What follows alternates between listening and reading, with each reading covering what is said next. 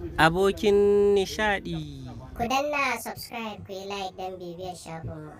Littafin Marainiya Ikhlas na 6 wallafawar Abubakar Aliyu Fodi Jibiya. Aisha ta durƙusa ta dafa kafafun mahaifiyarta ta fara sabon kuka tana cewa don Allah mami ki hakuri. Na san abin da na yi masa ban kyauta ba. Ki bar ni na gyara kuskure na da na aikata ga mijina. Mujahid yana jin abin da ke faruwa tsakanin Aisha da mahaifiyarta amma bai ce uffan ba. Sai kishiyar Aisha Amina ta ce Hajiya don Allah ina nema ma Aisha afuwa don Allah ki yi haƙuri ki batta. Mahaifiyar Aisha ta ce Amina ki rabu da ita yanzu dai ba zan saurare ta ba ita ba sai ta ji abin da ta yi wa Mujahid ɗin idan akwai daɗi. Ana cikin haka sai Mujahid ya ce Aisha ki bi maganar Hajiya ki bi ta ku tafi. Aisha ta ƙara fashewa da kuka tana haba Alhaji ni fa matarka ce kana cikin wannan halin bai kamata na barka ba. Mujahid ya ce kwarai kuwa ke matata ce a matsayina na mijinki ki bi umarnin Hajiya ku tafi gida. Idan Abba ya dawo lokacin na samu sauki zan zo gidanku. Hajiya ta ce Mujahid Allah ya baka lafiya. Amina yar albarka mun tafi sai gobe kuma insha Allah za mu sake dawowa. Sai Amina ta ce to Hajiya ai kila zuwa gobe ma sun sallame mu koma gida. Dan tun da jikin nashi ya fara samun sauki. Hajiya ta ce to shikenan komai kenan dai za mu yi waya idan za mu taho. Amina ta ce to shikenan Hajiya Allah ya kiyaye hanya Allah ya kai ku gida lafiya. Hajiya ta ce amin yar albarka. Haka Hajiya suka fito daga asibiti tare da yarta Aisha. Aisha fuskanta cike da damuwa idanuwanta duk sun yi jajir saboda tsabar kuka. Bayan fitar su Aisha daga cikin asibitin sai Mujahid ya ce Amina kin ga yanda Aisha ta canza hali kamar ba ita ba ko? Amina ta ce ai dama haka rayuwa take Allah ya ƙara shirya mu baki ɗaya. Mujahid ya ce Amina matata wai Ikhlas bacci take ne naji ko motsi ba na ji. Amina ta ce Ikhlas bacci take yi sai kuma idan ta farka. Mujahid ya ce masha Allah. Amina Allah ya saka miki da gidan aljanna kan wannan reno da kike yi. Amina ta ce mijina amin mijina. Ai ɗa na kowa ne kuma duk wanda ya taimaki wani Allah zai taimake shi. Mujahid ya ce haka ne kam Allah shi taimake mu baki ɗaya ya ba mu ikon sauke nauyin da yake kanmu. Amina ta ce amin ya Allah. Mujahid ya ce Amina duk sai na ji damuwata ta gushe da naga Aisha gashi kuma yanzu sun tafi. Amina ta ce wallahi mijina ni ma ban ji daɗin tafiyarsu ba amma ka yi haƙuri insha Allah gobe idan suka dawo ba za a koma da ita ba. Mujahid ya ce Allah shi amince.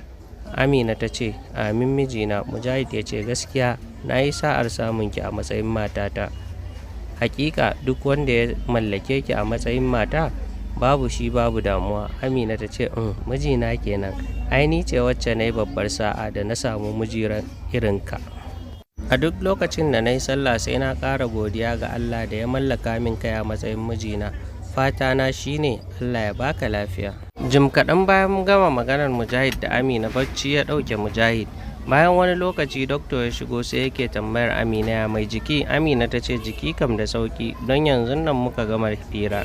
Doktor ya ce masha Allah amma na ga yanzu kamar bacci yake. Amina ta ce bai jima da yin bacci ba ko in tashe shi. Doktor ya ce a'a rabu da shi ba sai kin tashe shi ba fata dai ya sha magungunansa. Amina ta ce ya sha. Doktor ya ce gaskiya na ga alamun Alhaji Mujahid ya fara samun sauki ina ganin kila gobe mu sallame ku tafi gida. Amina ta ce gaskiya kam yana samun sauki sosai alhamdulillah. Bayan da Aisha da mahaifiyarta sun isa gida sai aka yi gamdakatar mahaifin Aisha ya dawo daga unguwa wato Alhaji Muktar kenan mijin mahaifiyar Aisha. Sai mahaifiyar Aisha ta ce Alhaji sannu da dawowa. Alhaji Muktar ya ce yauwa na zo na tarar da gida a kulle. Mahaifiyar Aisha ta ce wallahi mun je ganin Mujahid ne. Alhaji Muktar ya ce me ya samu Mujahid din baya da lafiya ne? Mahaifiyar Aisha ta ce wallahi kuwa accident yayi. Alhaji Muktar ya ce subhanallah ai kuwa ba dan na ga yamma ta yi ba ga kuma gajiyar tafiya da na tafi yanzu na duba shi.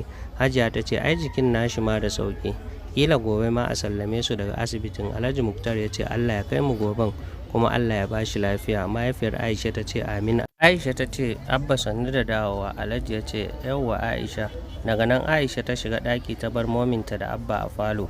Alhaji Muktar yake tambayar mahaifiyar Aisha ita fa wannan yarinya Aisha da naga kun dawo da ita me take yi a nan mijinta baya da lafiya.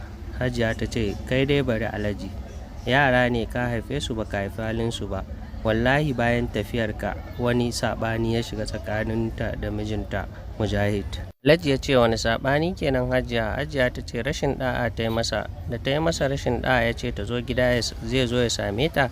Ita kuma ta ce babu inda za ta sai ya ba ta takardar saki. Shi kuma ya ba ta takardar saki shine ta dawo gida. Alhaji Muktar ya ce to amma me yasa ba a faɗa min ba?